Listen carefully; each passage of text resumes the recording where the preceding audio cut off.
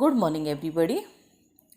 पिछले वीडियो में हमने मानव अधिकार के अर्थ, उसकी परिभाषाएं, उनके सिद्धांत, वर्गीकरण, इन सब के बारे में चर्चा की थी। आज हम राष्ट्रीय मानवाधिकार आयोग के बारे में चर्चा करने जा रहे हैं। राष्ट्रीय मानवाधिकार आयोग क्या है, किस तरह से कार्य करता है, क्या इसकी संरचना है, इसके बारे में आज हम बात करेंगे।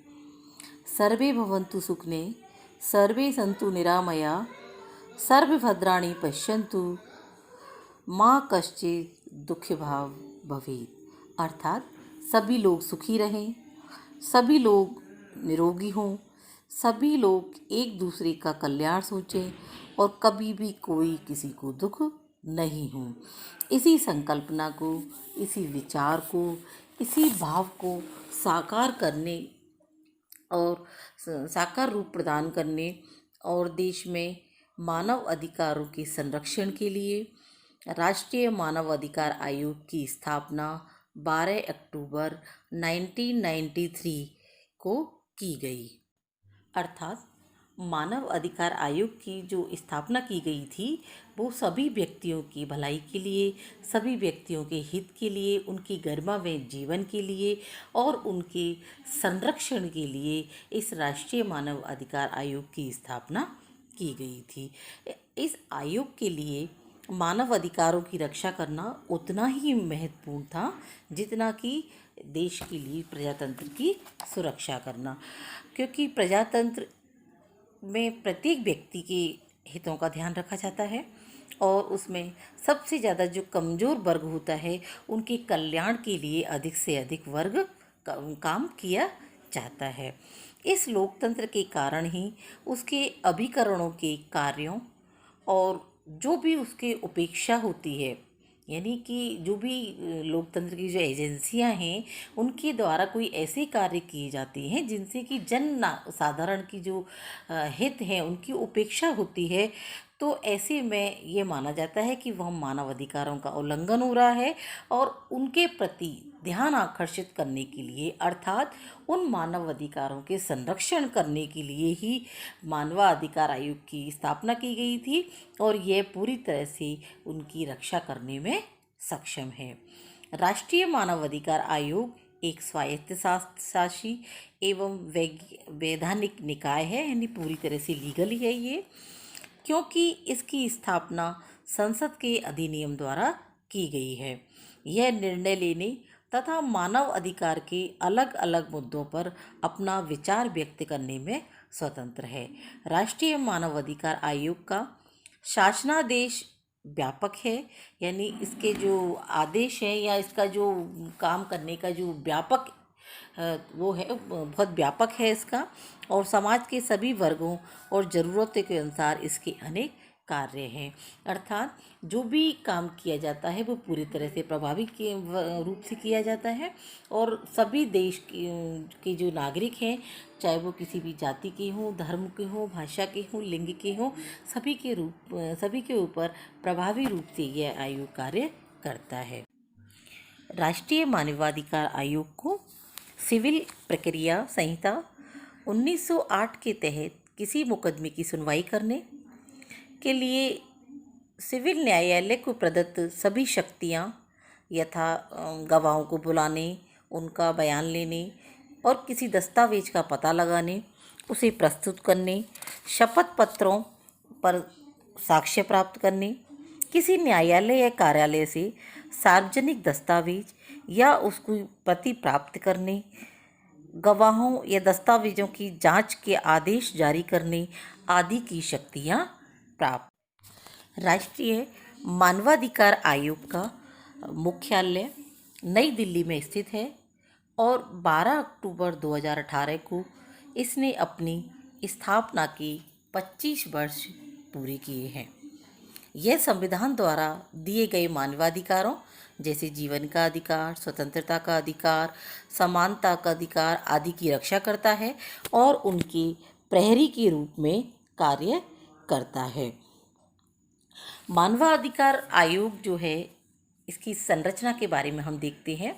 ये हमने देखा कि राष्ट्रीय मानवाधिकार आयोग क्या है और क्यों इसकी स्थापना की गई थी। अब हम देखते हैं कि क्या इसकी संरचना है, कौन अध्यक्ष है, कितने सदस्य होते हैं और इनका कितना कार्यकाल होता है, इस सब के बारे में हम देखते हैं। राष्ट्रीय मानवाधिकार आयोग, जिसको NHRC के नाम से भी जाना जाता है, यानी कि नेशनल ह्यूमन राइट कमीशन, इसके नाम से भी जाना जाता है। यह आयोग एक बहुसदस्यीय संस्था है, यानी इसमें एक से अधिक सदस्य होते हैं, जिसमें एक अध्यक्ष और 7 सदस्य होते हैं। ये आवश्यक है कि 7 सदस्यों में से कम 3 पदेन सदस्य हों, यानी किसी न किसी प्रमुख पद पर रह के चुके हों। अध्यक्ष और सदस्यों की जो नियुक्ति होती है वो राष्ट्रपति द्वारा होती है और वो प्रधानमंत्री की अध्यक्षता वाली उच्च स्तरीय कमेटी की सिफारिशों के आधार पर की जाती है। अध्यक्ष का और उसके सदस्यों का जो कार्यकाल होता है 5 वर्षों तक का रहता है, या फिर वो 70 वर्ष की उम्र, यानी दोनों में से जो भी पहले हो जाए, चाहे वो 5 वर्ष पूरे पहले हो जाए या उनकी उम्र जो है 70 वर्ष पूरी हो जाए, जो भी पहले हो तब तक उनका कार्यकाल रहता है। इन्हें अपने पद से तभी हटाया जा सकता है जब सुप्रीम कोर्ट के न्यायाधीश जो हैं उनकी जांच में उन पर दुराचार या असमर्थता के आयोग सिद्ध हो जाए। इसके अतिरिक्त जो मानवाधिकार आयोग है उसमें 5 विशिष्ट विभाग होते हैं। इसके कुछ जो सदस्य हैं वो जो पदेन अध्यक्ष सदस्य होते हैं, इसके अलावा कुछ मानद सदस्य भी होते हैं। मानद सदस्य यानी कि जो अलग अलग विभागों के अध्यक्ष रहते हैं, जैसे कि एक सदस्य जो है वो राष्ट्रीय अल्पसंख्यक आयोग का अध्यक्ष होता है।